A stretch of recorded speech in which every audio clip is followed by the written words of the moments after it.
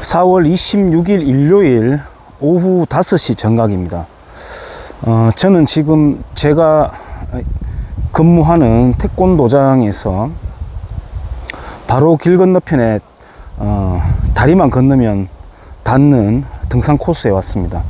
비만 안 오면 거의 매일 빠짐없이 오던 곳인데 요즘은 자전거도 타고 뭐 여러 가지 할 게 있어 가지고 다른 운동을 하느라 잘 못 찾았습니다.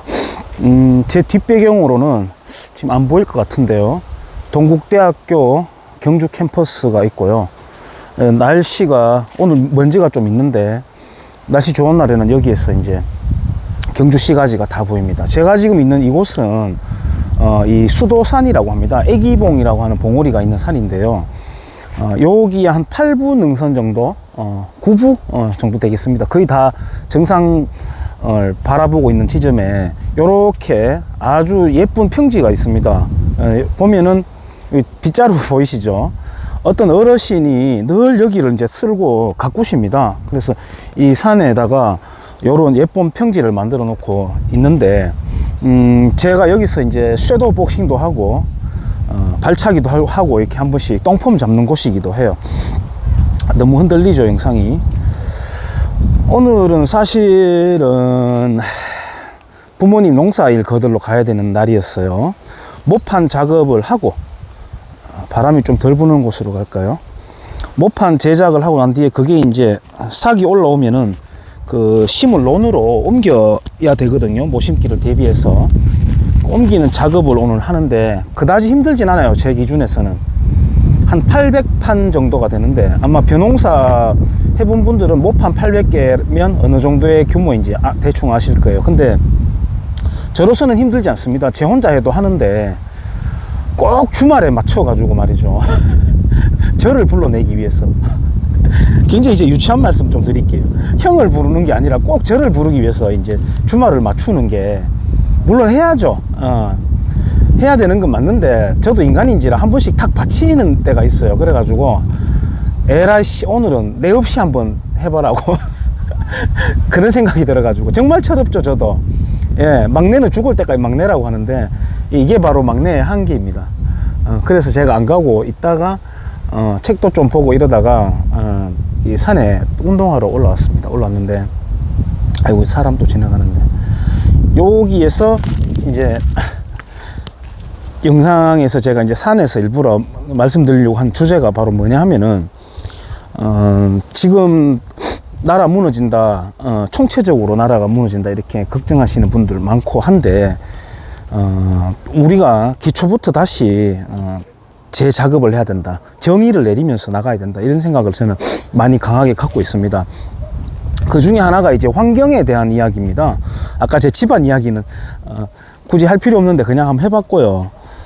환경에 대한 이야기인데요, 바로 뭐냐면은 예를 들어서 가마솥에서 끓여낸 국밥, 곰탕, 이게 맛있다, 역시 그게 옛날 맛이지, 이렇게 이제 생각하는 경우가 있죠. 물론 저도 그런 경우였습니다. 근데 가마솥에서 끓여낸 맛, 그 다음에 일반 솥에서 끓여낸 그 국이라든지 그런 요리, 그 다음에 자연산 회가 좋아, 또는 양식으로 길러난 생선 회가 좋아, 맛이 달라, 뭐 이런 거 블라인드 테스트를 하면 어떤 결과가 나올 것 같습니까?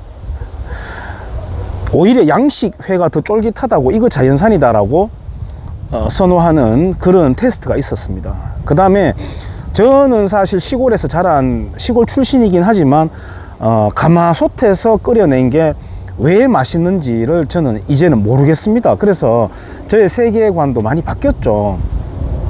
그 다음에 우리가 사카린이라는 게 있잖아요. 당도가 설탕보다 몇백 배가 더 높습니다. 그리고 당뇨 환자에게도 해롭지가 않고요. 근데 그 사카린은 악마의 물질로 알려져 왔었죠. 굉장히 오명을 써왔던 겁니다. 그 다음 조미료, 인공조미료 MSG는 나쁜 음식이다, 그걸 넣으면 착한 식당이 아니다, 이영돈 PD가 그렇게 마녀몰이를 해가고 했는데요. 만약에 MSG를 쓰지 않고 천연 조미료, 이거는 뭐 개인의 호불호기 때문에 제가 강요를 하는 게 아니라요, 천연 조미료를 쓰기 위해서 다시마라든지 뭐 멸치라든지 버섯이라든지 이걸 넣으려면은 얼마나 많은 자연을 훼손을 해야 되겠어요? 그러니까 이제 또 옮겨가 가지고 플라스틱을 마녀로 몰고 있더라고요. 만약 플라스틱을 없애면, 아니 플라스틱이 분해가 되지 않으면 분해되는 플라스틱을 개발해내면 되는데, 아예 플라스틱을 없애자, 종이 쓰자 이렇게 하거든요. 그러면 그 플라스틱 쓰는 만큼의 종이를 쓰려면 제가 지금 여기 있는 이 울창한 숲에 있는 나무들이 온전하겠습니까? 그러니까 이 나무를 심어 가지고 산림이 울창한 게 아니라 산업화가 되기 때문에 이 나무 숲이 이렇게 울창하게 온전할 수 있다는 것까지 생각할 수 있어야 저는 그게 바로 세계관의 결정적인 포인트라고 생각하거든요. 잠시만요. 그런 것이고요. 또 제가 자주 언급합니다만은 헨리 데이비스 소로우 월든이라는 책 굉장히 많이 팔아먹은 그 사람이 있는데요. 그 사람이 월든이라는 그 소재를 삼은 그 산에 산불을 내버렸습니다. 산불을 내버렸어요. 무책임한 사람이죠. 무책임해요. 뭐 나는 자연인이다, 그것도 마찬가지고요. 요즘은 또 학교에서 급식에 대해서 채식 선택권이 있다, 고기를 거부하자, 뭐 이렇게 하는 채식주의자들, 아주 극단적인 비건들이라고 할 수 있겠는데요. 채식만 먹으라고 강요한 적 아무도 없습니다.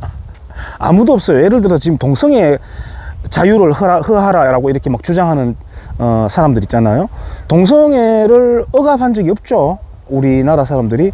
다만 저처럼 동성애 나는 싫어할 자유가 있을 뿐인데, 자기들이 마치 탄압을 받는 것처럼 그렇게 하던데, 그것처럼 급식에 있어서 고기 먹으라고 강요한 적이 없습니다. 그래서 채식 선택권이라는 말 자체가 모순이죠. 모순이고, 오히려 애들이 풀을 많이 남기지 않나요? 오히려 애들이 오히려 고기 종류라든지 뭐 이런 거 가공식품들 더 좋아하지 않습니까? 예.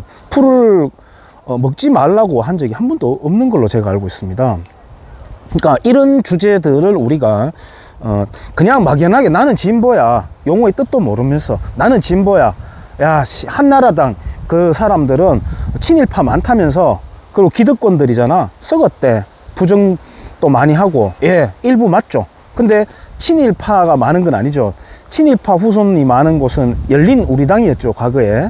지금도 여러분들 검색해 보세요. 아니 지금 당장 대통령직을 하고 있는 사람부터 자기 아버지가 친일파였는데요. 뭐 그 다음 박원순 씨 아버지도 그 친일파였잖아요. 그러니까 그런 것들은 뭐 좀 잘못된 그 방향성이다라는 게 있지만, 그런 걸 떠나서 이런 환경에 대한 것도 우리가 이제 짚어 넘어가면서 제대로 된 세계관을 만들어가는 게 멋진 대한민국 만드는데 기초 작업이라고 저는 생각해요. 그래서 환경운동연합이라든지, 근데 환경운동연합은 또 순수하지도 않아요. 보면은 종북적인 성향을 갖고 있는 사람들하고 결탁도 하고 막 그러니까. 그래서 이런 세계관을 구축하는 게 결국에는 투표함에 넣는 그 행동으로 또 그대로 이어지거든요. 그래서 중요하다고 저는 생각합니다. 그래서 이 시국에 한가한 주제 같지만은 산에 와가지고 제가 환경을 바라보는 관점이 바로 세계관의 기본이다. 여기에서 또 경제관이 또 나온다. 그리고 정책적인 어떤 제도가 나온다. 이런 생각에서 한번 말씀드려 봤습니다. 예. 흔들려서 죄송합니다. 감사합니다.